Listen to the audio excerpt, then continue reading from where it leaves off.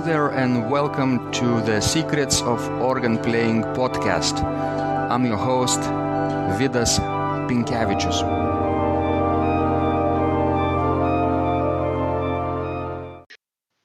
Welcome to Secrets of Organ Playing podcast.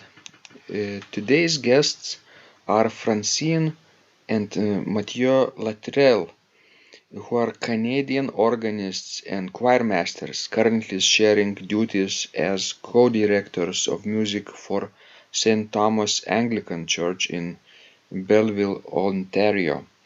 Both recitalists in their own right, they are active as soloists as well as duo on the North American scene. The husband and wife team regularly gives joint concerts since 2009. They also share a deep passion for sacred music and liturgy. They served together at Saint Ambrose Episcopal Church in Claremont, California, before coming to Belleville, Ontario, where they live since 2014. In this conversation, I invite you to listen to the behind-the-scenes work they do as a duet and also as soloists, how they practice, how they prepare for public performances, and even how Matthieu recorded his recent CD recording. So join me in welcoming Matthieu and Francine to the show.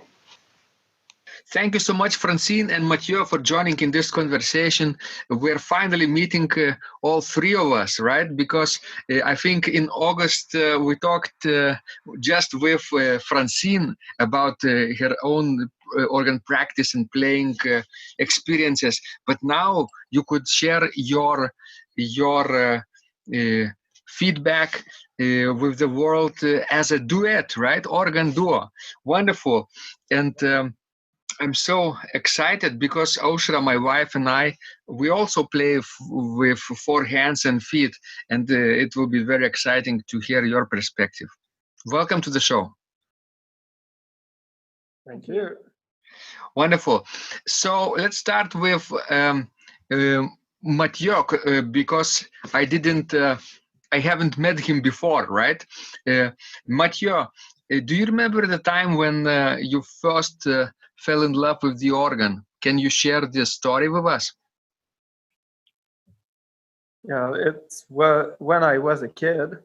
My family was going to church, and I was lucky because there was a pipe organ, a small pipe organ, but a nice one.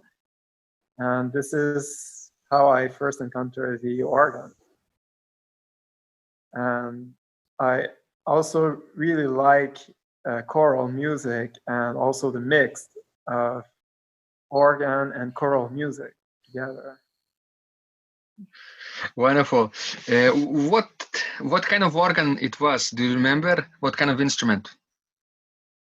Yes, it's a small Casavant, neoclassical, 10 stops only. Mm-hmm. But it fills the church quite well. There's a mixture and there's a reed too. So it's a nice little 10-stop organ. Yeah.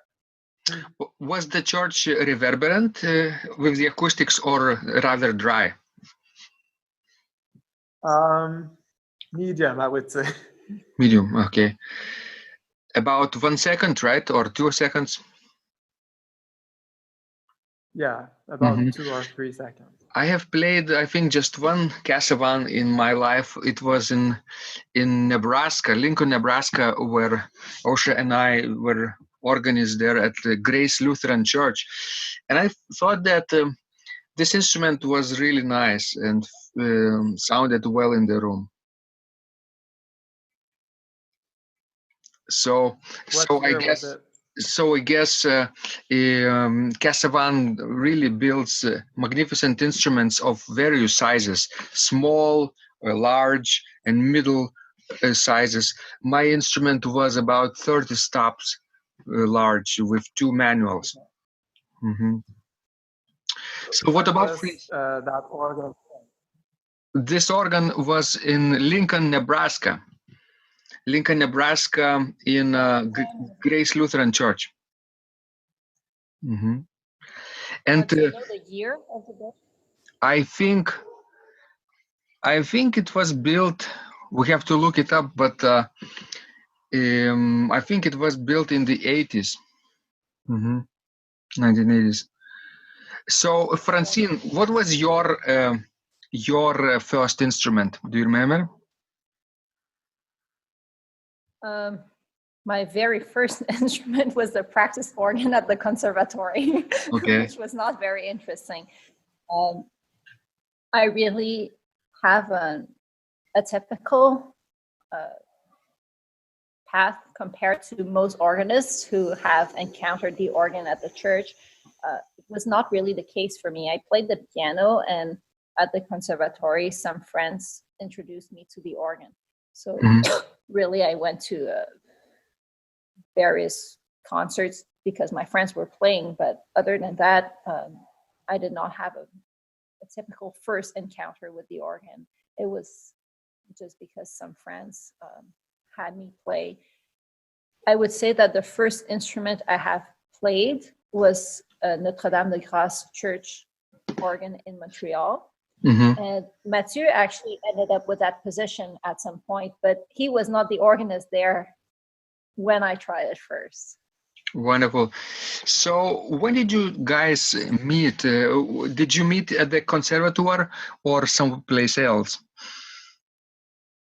Yes, at the conservatory. Myself and Ausra, we also met at the Academy of Music in Vilnius, and I can still remember the first day I saw her. Do you remember the first day you met each other? Of course you do. Well, yes, it's not very interesting.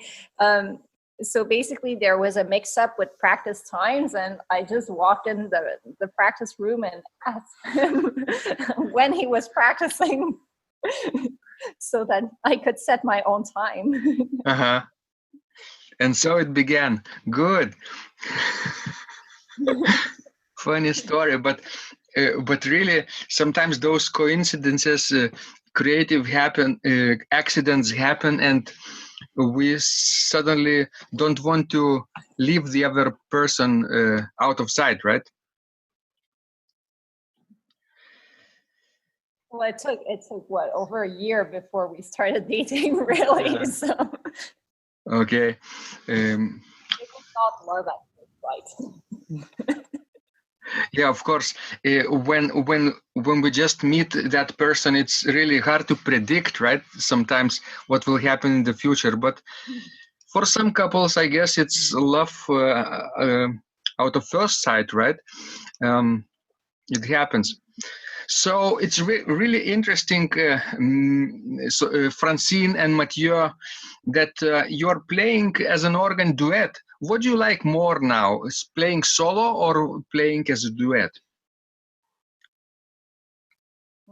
I prefer duets. I actually feel more comfortable playing duets than playing all by myself, but I don't know for Matthieu. I never asked him. I love both, really. Why? Why do you love both equally? Like, I really like what we could do, like, with 4 hands and 4 feet, because we can do like I would say dancer, call it fun, polyphony, and like I've transcribed the 5th Symphony by Beethoven for 4 hands. I think that would not be as nice for 2 hands, 2 feet, as what we're able to do with 4 hands. Absolutely. And on the other hand, I really like the organ solo repertoire, and I think I would not, well, there would be something missing if I would not play, for example, Bach preludes and fugues. Yeah, it's true. It's a repertoire, really. Yeah. I mean, I'm more comfortable playing concerts as a duet than as a soloist. I prefer playing in public in duets, and I love duet work. But it's true that if I never practiced solo repertoire, I would miss it as well. Exactly. That's somewhat how Ausra and I feel about it too. There is a special joy of playing together, right? Sitting on the same bench, making the same mistakes or arguing about that, right? Pointing out mistakes and getting nervous, right? That happens. But there is also a joy when you are playing specifically solo organ piece, right, from several centuries ago, like a masterpiece by Bach or other or Couperin or Claremont or de Grigny, right?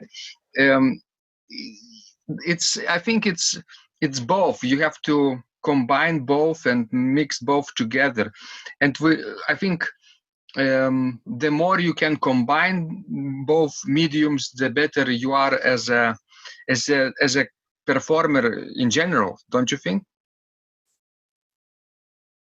Yes, that's true. I mean, organists don't do a lot of chamber music aside from continuo, if they would play continuo organ. So that's a part that would be missing in how we're playing if we don't do any kind of work with other instrumentalists or singers or just as a duet. When I played the piano, I used to have chamber music sessions.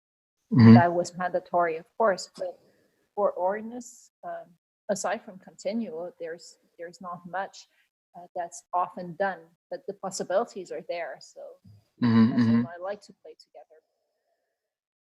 Yeah, I think you're absolutely correct, Francine, about this.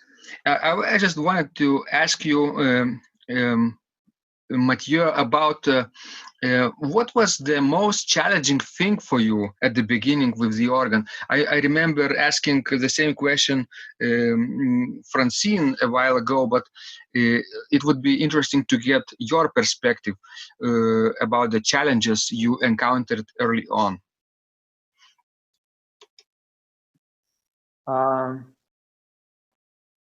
Well, I think it was coordination. Mm-hmm. Yeah. Coordination between hands and feet, right? Yeah. Yeah. Absolutely, because when you play the organ, it's really tricky to play all the polyphonic texture correctly with right hand and left hand combined. It's tricky enough, but when you add both feet into the mixture, it's really I think unbeatable task at the beginning for most people if they don't know how to practice right. So Matthieu, how did you overcome this challenge then gradually? Did you have to somehow practice lines separately, pedals alone, hands alone, and then put back everything together gradually? Yes, I did that. And also at first, my practice time was really limited at the organ itself.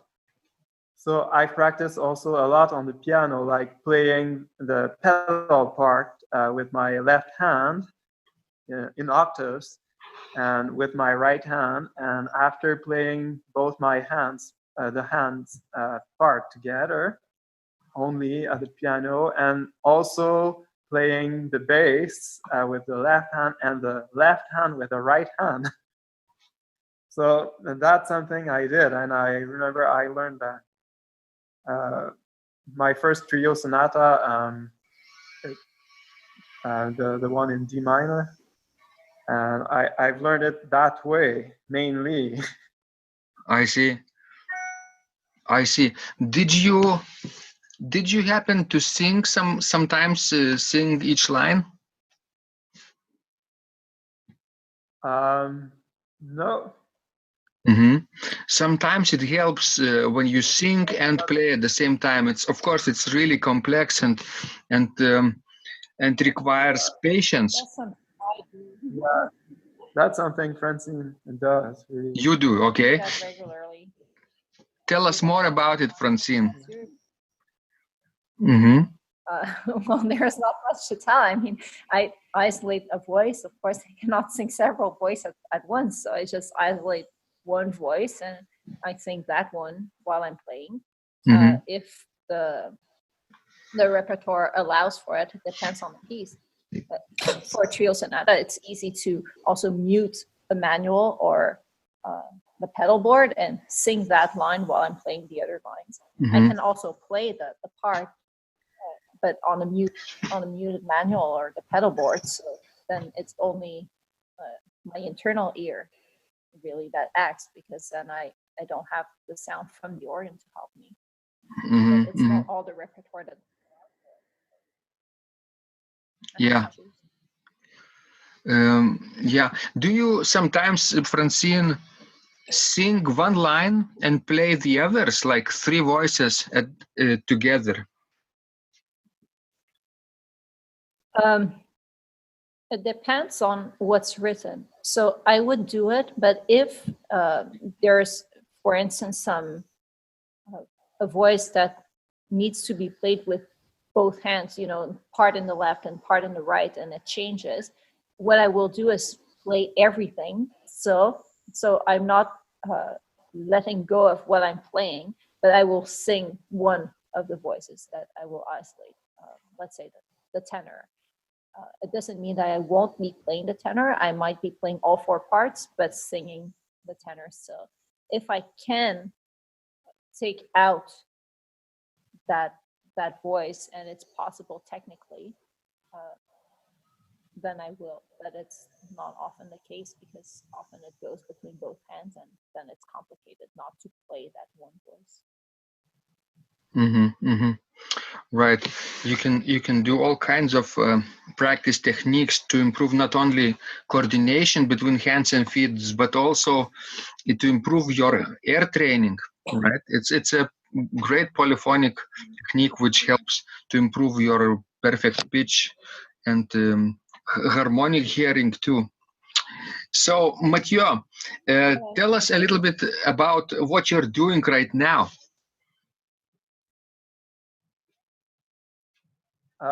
Well, we're working together in a church.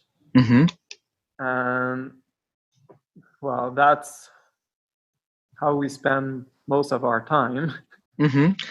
Okay. So we have the services once a week.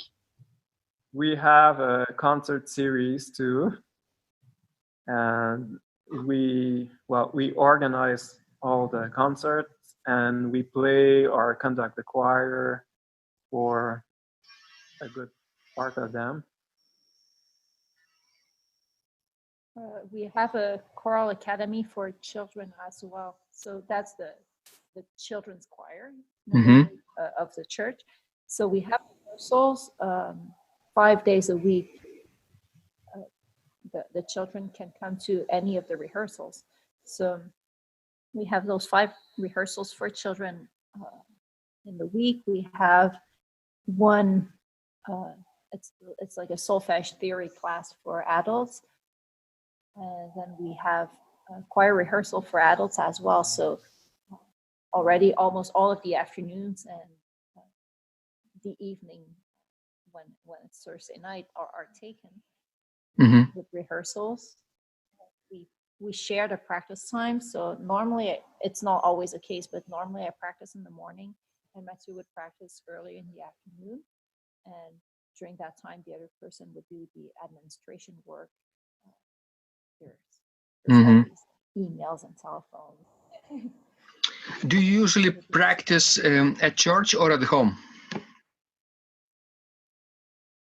at the church. At the church. All have a practice instrument. Yes, I see. So one of you would be doing administrative work while another would be practicing, and then you switch, right? Yes, and we always try to keep an hour to practice together every day as well. So that would become your regular organ duet practice if you practice an hour for 4 hands and 4 feet, right? Yes. And you're lucky to have this position because you can really combine your best skills and sit down on the same organ bench at the same time. That rarely happens, right? Does your congregation... Go ahead. For services, sometimes we play together as a duet. Mostly it will be one playing and the other one conducting. It depends on the hymn, it depends on the piece. We also do a lot of a cappella repertoire, so then one will conduct and the other one will be singing with the choir. But sometimes for preludes and postludes, we also play as a duet. It depends on the day. How does your congregation appreciate your playing skills, Matthieu? Do you feel the support from the congregation?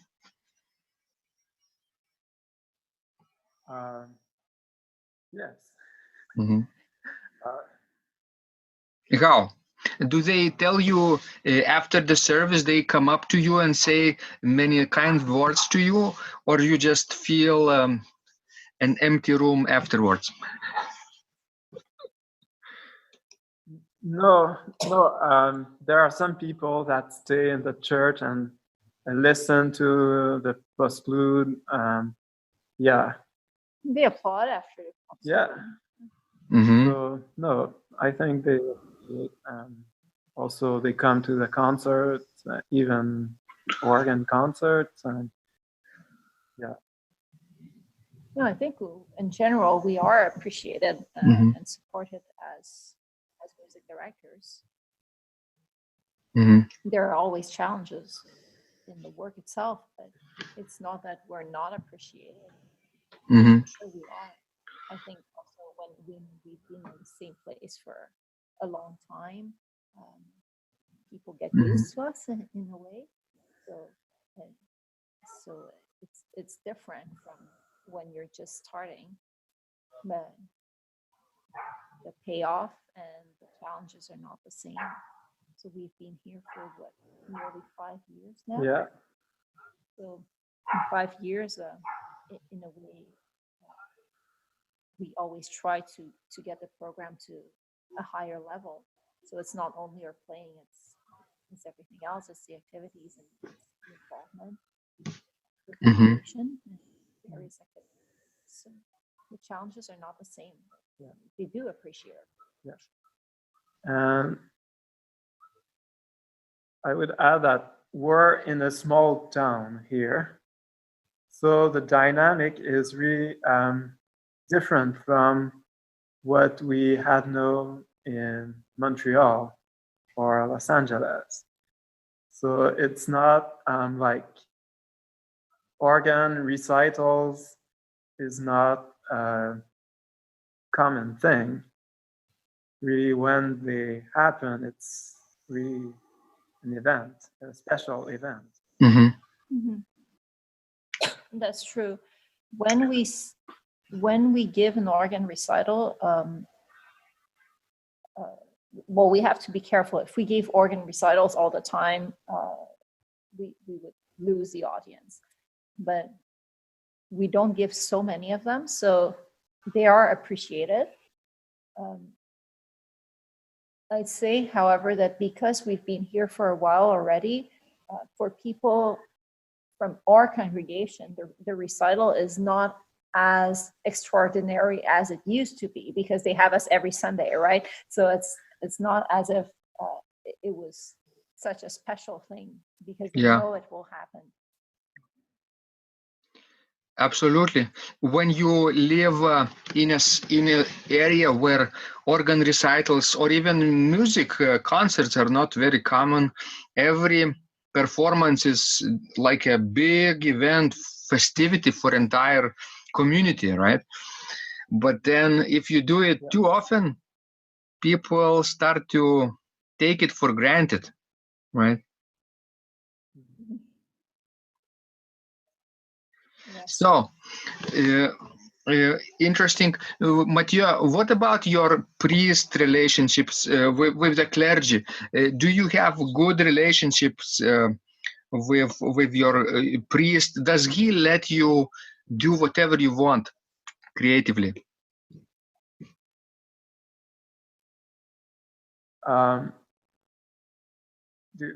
Here at Saint Thomas? Yeah. Yeah. Oh, yes. We have a really good relationship with the priest. Yeah, he's really open to all our ideas. I think we really want to go in the same direction. Yes, I think that's what's really nice. It's Father Brad has a good appreciation of the music we're doing. He likes classical music in general, but it's not only a matter of liking. I think he has the same ideals and philosophy about liturgy than what we happen to have. So it's a good combination.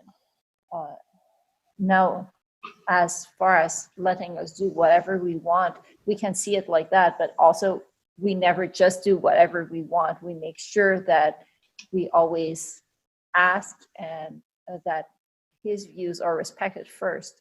So it goes both ways, and it's a very good relationship that way.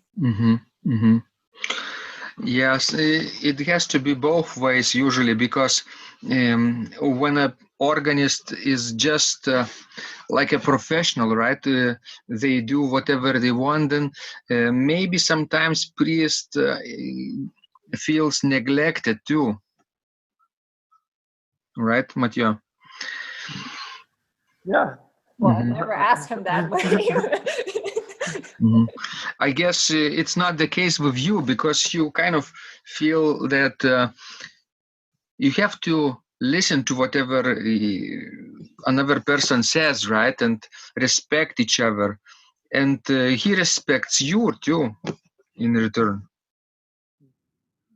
Yes. Or maybe, I don't know, like to start with, Matthieu and I work together. So we are already two, and we already need to make sure that we are agreeing with each other. So then it's not very difficult, because we're so used to it as well, to add a third person or a fourth person to whatever needs to be agreed on. But if the philosophy would have been different from the get-go, then it would have been difficult. But it's quite easy, because we are classical musicians. Like we would not play, I would say, like popular music every Sunday. Like we would not stay in a position where the priest wants that, you know. Yeah. Do you have certain differences in tastes, Matthieu and Francine? How do you communicate with each other, if you do have differences? I think our differences are so slight that it doesn't make a difference. It's true. We sometimes debated some subjects, but never the music that's being chosen or anything. So I think our tastes are so similar that it doesn't. It's good, right? Because then you don't have to fight too much. I mean, you can fight, but not because of that. There are plenty of other things to fight about, right? Well, we don't fight really. No, you don't? Everybody does.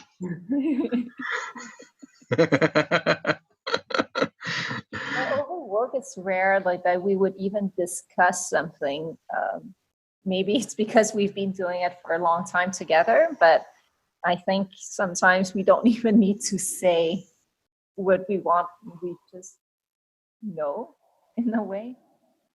Like we know what we want, I think. Telepathy. Mm-hmm.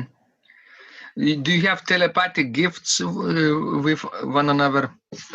Probably. Probably. I think it's things that develop over time. Sometimes it happens to me too. For example, I'm thinking about Osha and I'm writing a text message to her, and she will be expecting that message, you know. Do you have the same situation sometimes? Well, we don't have a cell phone, so we don't text. But no, I think it's just a matter of being together for a long time, so we know each other's tastes and desires. For so far as work goes, it's not very difficult. Mm-hmm. How long have you been with Osha? Since 1997, so that's 21. That's 21. Mm-hmm. What about you? No, it was like 2006. So that's 12. 12 years. Okay. That's long enough to become boring to one another, right? And you manage to avoid that, I think, very well. Keep interested in each other.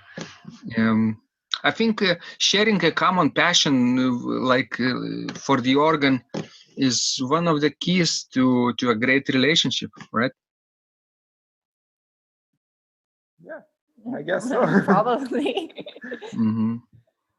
I mean, okay, you seem to take this organ interest in each other, you know, like very natural thing. But imagine just for a second, imagine that one of you would be not an organist, or let's say a let's say chemist. Okay, what about then? Well, I don't know. Sometimes I have fantasies that I'm actually a scientist and not a musician. So it's funny because I've had this conversation with some young member at our church, and I think that it's just different. So we do share this passion and we do share our work. At the same time, we're always together. So we always know what the other person's doing. We always know what the other person's day has been like. But if we were a couple with a different jobs, then it probably would look like most people's life. So we would go in the morning to our jobs, and then when we come back home in the evening, we tell our day and we share our day. So then the challenges are different because we don't have the common passion in a way. But I think that also one of the challenges that we can face is that we are always together. So there's nothing new in a way to discover, to share. So I think it's just a matter of balance. But I don't know. I've never really. Matthieu, tell us your version.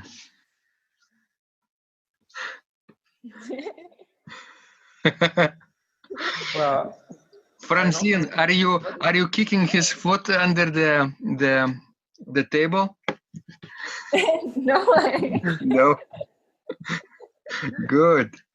Well, I only have been with Francine, so I don't know how it could be like with somebody else who is not an organist or even musician. But yeah, I can't imagine that it would be.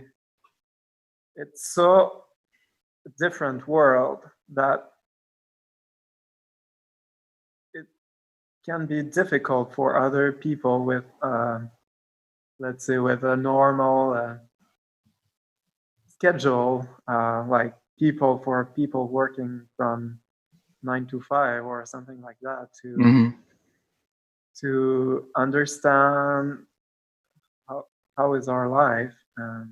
Well, we get that in our families too. I mean, Yeah. extended families. Sometimes it's hard to explain our jobs. Yeah. You're right. You're right. I just happen to think that sometimes this being together at this all the time, right? Every day at work together as a couple, it's not a bad thing. Sometimes you can support each other and feel each other so much, right? Like with OSHA, we do also work at the same school, Okay. and although I might wander to church sometimes more often than she does, but pretty much we're also together all the time. So then, as you say, we also feel each other very well, and we can support each other. And still, there is so much to share, right? It's not like you are just one person and you can instantly know what the other person is thinking, right? Sometimes you do, but at other times you have to ask, right? Yes, I think it depends on the people, I guess. I've ever only been with Matthieu, so I don't know. But I think some people, I often hear that from acquaintances that they would say, "Oh well, you know, you don't you get on each other's nerves?" Well, we don't, but I guess some people sometimes they need to have their own experience and then share it afterwards. Mm-hmm. It just depends on people. Yeah. And if that happens, sometimes it can happen to a lot of people, right? If they are together all the time, it gets I don't know, boring after some years. So then what not you but anybody can do in such a situation is to take up other passions, other interests, other hobbies perhaps, and then nothing will be the same all day long. You can share what you learned to your spouse this way, because it will be different, right? And your spouse might take up some other hobby that it's not music related at all. And then husband would let's say ask things, how did this go? And another topic for conversation during dinner is well prepared. Yeah. Well, actually, we do like different sports. Uh-huh. Francine does ballet. Uh-huh. And I do CrossFit. So that's like a time during the week that we're not together. Yeah. Good. It's great to stay active, right? Because you sit down on the bench all day long, or in the office doing administrative work. It's not so good for your body, right? You have to move, constantly be moving. And ballet, oh, so much moving in ballet, right?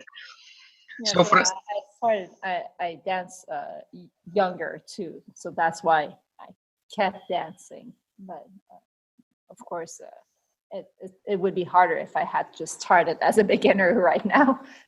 I'm lucky because I started dancing when I was 13, so I still have the shape to do it because I kept dancing. I see. What about you, Matthieu? Did you always were interested in sports besides organ, or was it a recent discovery for you? It's recent. Mm-hmm. Like I started CrossFit like 3 months ago. Yeah, I really felt I needed to move more. and to be more active. And I really, really like it. So I'm planning on continuing that. Yeah. I guess it's not only a thing about movement and enjoying the motion, but also about teamwork, right? About the friendship. Yeah. Mm-hmm. Yeah. Mm-hmm. Yeah, it's a different environment for me, because otherwise we're always at church and it's always the same community. So that way I meet different, I meet new people. Yeah. Mm-hmm. Yeah. And then you can tell everything about it to Francine. Yeah. Yes. Well, he does some training in the morning. So when he comes to church to work after he's done his training, normally it's lunchtime. So then he shares about his training over lunchtime. Oh, good. Good. So now I'm really interested to know, what are you up to in the not too distant future, let's say, in the upcoming summer? Do you have plans for your performances?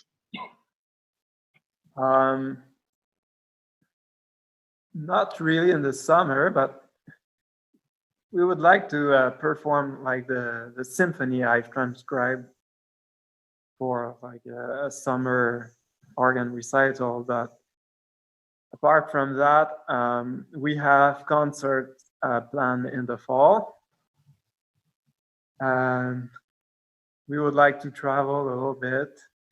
And also I'm trying to sell my CDs, because I produced my first CD. Okay. Yeah. How did you record it? Did you record it yourself, or somebody else did it for you? No, I did it myself. Since I knew how to record myself, and I had taken a class at the conservatory, so I had the experience of that, but I've purchased better equipment. Uh-huh. Yeah. What kind of microphone do you use? It's Omni. It's Sennheiser. Yeah, it's a mic with a very large range. Mm-hmm. Yeah, so it can cover like 32 foot ranks. Excellent. That most microphones cannot do. Mm-hmm, mm-hmm, mm-hmm. Where do you place your microphones in the church? Do you use just one microphone or several? I use two. Mm-hmm. Yeah, and I placed it quite far from the organ. Like I want to hear the acoustic of the church too. Mm-hmm. And the reverb, yeah. Uh-huh. So just like a listener would hear. Yes. Yeah, exactly. Mm-hmm. Interesting concept. Sometimes they put microphones quite near to the pipes in order to avoid too big reverberation, right? But in your case, it's the opposite, right? You want the CD to have an experience of a listener too. Yeah, exactly. Mm-hmm. Sometimes, he uses only two, but if we had three, we could always place 3 or 4. We could always place a pair closer and a pair further away, and then mix. Mm-hmm.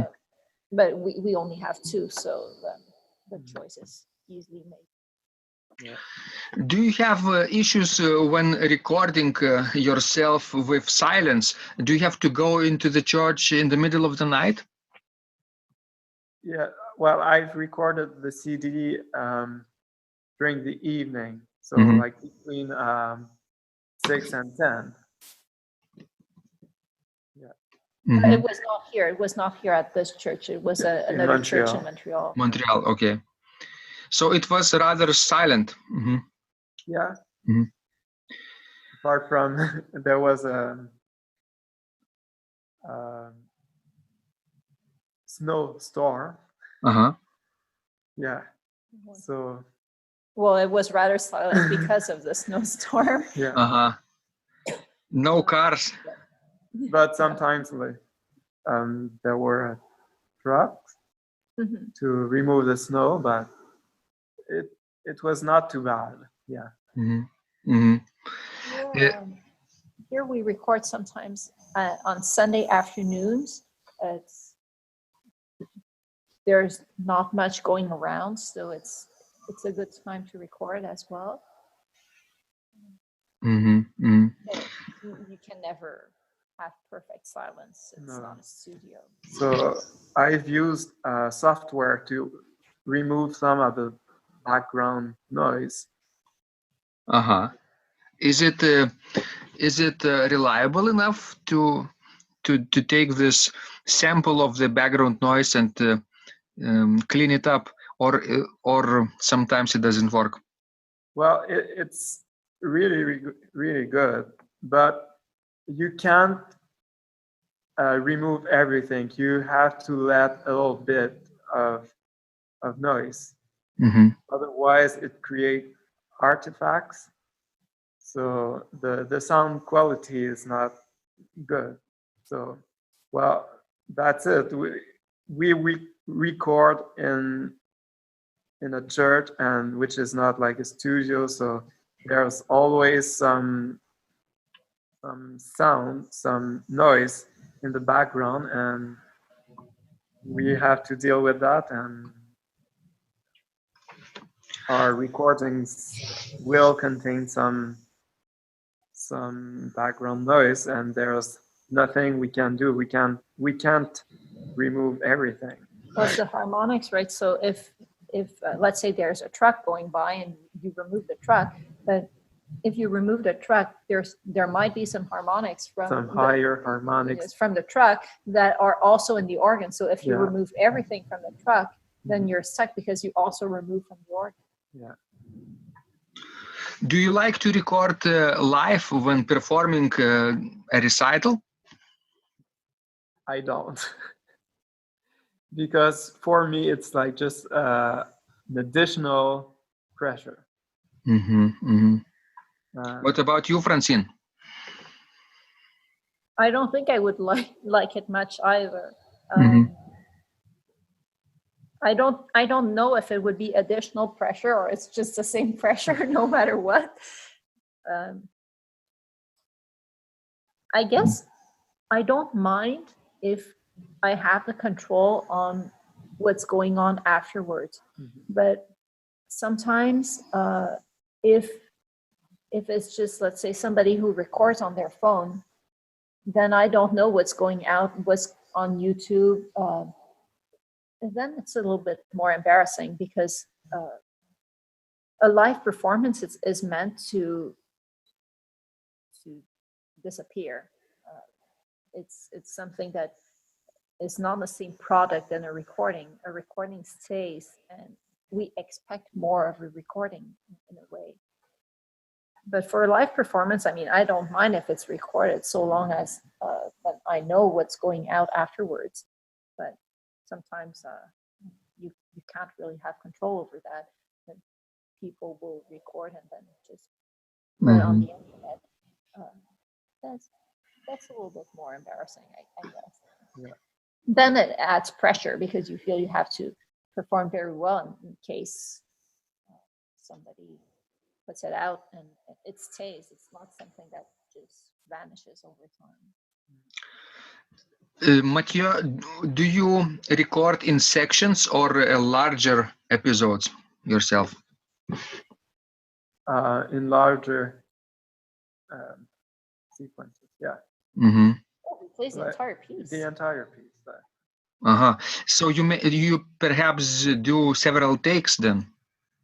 Oh yes, like even here at Saint Thomas, I record myself every week, and I record the piece until I get a couple of of versions that I like. Mm-hmm. Yeah. Oh yeah, he can record the same piece like 16, 17 times. Could be a piece of work, no? So let's talk, Matthieu, about that actual recording. Do you remember the kind of program you played? Can you tell us a little bit about it? For the CD? Yes. Okay. I've recorded music from the French organ school of the beginning of the 20th century. Mm-hmm. So that includes Vidor, Dupré, and their students, Duruflé, Fleury, Boulanger, Jean Alain, Charles Tournemire. Sounds very exciting program, and quite probably suitable for that instrument, right? What kind of instrument did you play? It was a large casavant Mm-hmm. that has been rebuilt about a decade ago, and it has really nice foundation stops and also a nice trompette en chamade. Mm-hmm. Yeah. 4 manual. Yeah, it's a 4-manual organ. Did you have an assistant, or did you change the stops yourself? No, since the time was really limited and since I had to pay like for each hour, Uh-huh. I thought it would be easier to have an assistant. It was me. So it was Francine. Not surprising. And what's nice on that organ is that there's a sequencer. Uh-huh. So I programmed the sequencer like over 200 steps. So that's all I did during the first night, the first 4 hours. I planned the registrations. Yeah. I see. So did you prepare in advance your registrations, or Yeah, or I made a plan in advance uh-huh. in order to save time. Yeah. It But helps. I always make a plan, even when I give concerts, like to save on practice time and to have the more time to spend on the music only. It's good. It's good. That's an issue, right? Like you come to this place and there's a stop that doesn't sound like you predicted, something that doesn't work. Yeah. So or a funeral that will reduce our practice time. Well, there's that, but I mean just technical issues. Yeah.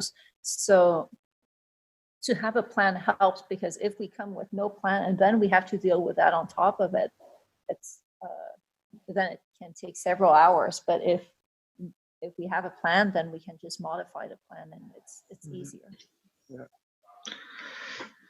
Can you tell us a little bit, both Francine and Matthieu, how much time do you need to adjust on the unfamiliar instrument? As a duet or as a soloist? A couple of hours more? It depends on the instrument. Yeah. The more similar it is to something that we have in our memory bank, the easier it is. Sometimes, if all of a sudden I have to deal with a straight pedal board that I have not played for years, it will take a while before I adjust. So I guess a few hours, but then I'd rather have several hours just to make sure I'm comfortable. Mm-hmm. Sometimes the keys are very narrow or very large, that makes a difference. But if it's more or less standard, it depends on what I'm playing, of course, but it's, I'd say after 2 hours, I'd feel comfortable enough. Mm-hmm. Mm-hmm. What about you, Matthieu?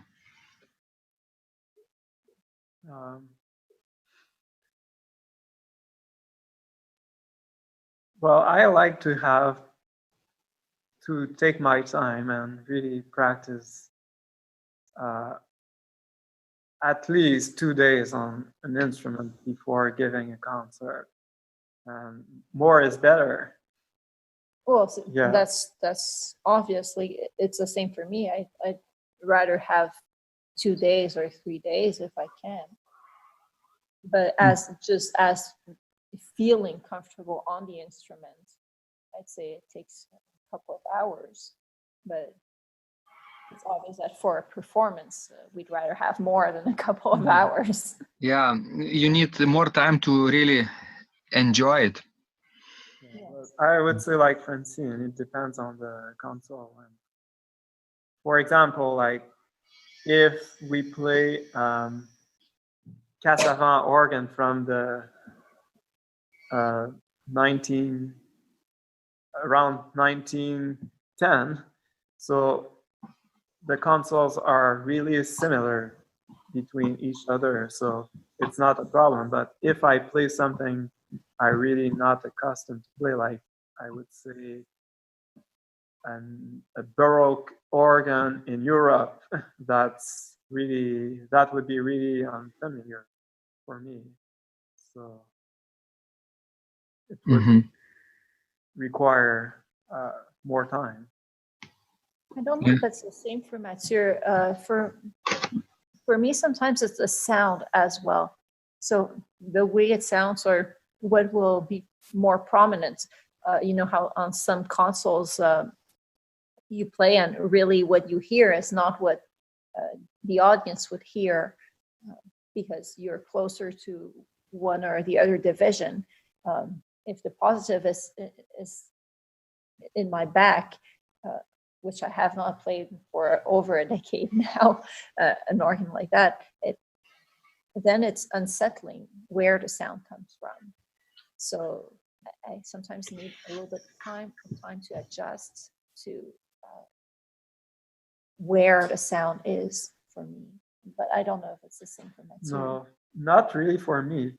For me, it's really the shape of the console. And there are so many parameters, like the size of the keys and the space between the black keys, and also the space between the pedal board and the first manual, and where the swell box is, and there are so many parameters. That's true. I think for the sound, I might be more sensitive to how it sounds, and less for visual parameters. But I remember I gave this noon hour recital in Los Angeles, and the console was movable. So when I practiced, the console was in a certain place. And then I didn't know that, but for the concert, they had moved the console elsewhere. And when I played for a concert, it was as if I was playing that organ for the first time. It was so unsettling. I felt so uncomfortable. Now I always inquire if they're going to move the console or not. I find that unsettling too. I had the same experience too. Mm-hmm. Oh, for him it's the visual. Yeah. But for me, it's how it sounds that makes the entire difference. I can share the same feeling that Francine is also feeling about the position of the console. During the rehearsal, it's so important to sit at the exact spot where you will be performing, I think.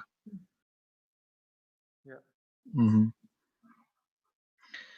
And it doesn't seem like a big deal at first, especially if you haven't done this before, right? If you are sort of free-spirited and easygoing, and everything will be fine character, right? And then after your rehearsal, they move the console to the middle of the stage, and then suddenly you feel like a cow on a frozen lake.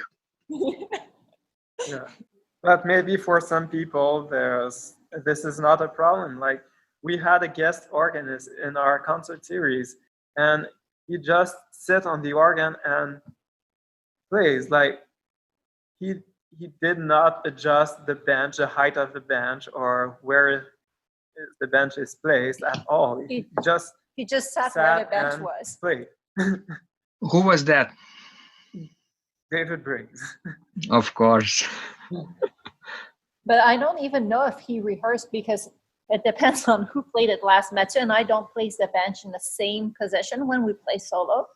So I don't know if he's actually practiced on, I don't know, my position or Matthieu's position, and the concert was the same or not. I have no clue. I can't remember who played it last before each of his sessions on the organ. People like David, of course, they have tried and played probably hundreds of different instruments, or even thousands sometimes. So imagine yourself being able to play or to drive hundreds or thousands of cars, right? Let's say. So after 500, it doesn't make any difference to you if it's a Lamborghini or Ferrari. Yeah. Or old Mercedes-Benz. Because then you build a larger memory bank. Mhm. Everything you play resembles something else that you have already played, so it's easier. Yeah. And even if you haven't played a similar instrument, you kind of dealing better with the factor of the unknown, I think, after a while. Probably. Well, I was so surprised for David Briggs because we use a really high bench, and I have especially high heels. Uh-huh. So I really play higher than normal. So I was really surprised that he did not change the height of the bench at all. But he's taller than us as well, so.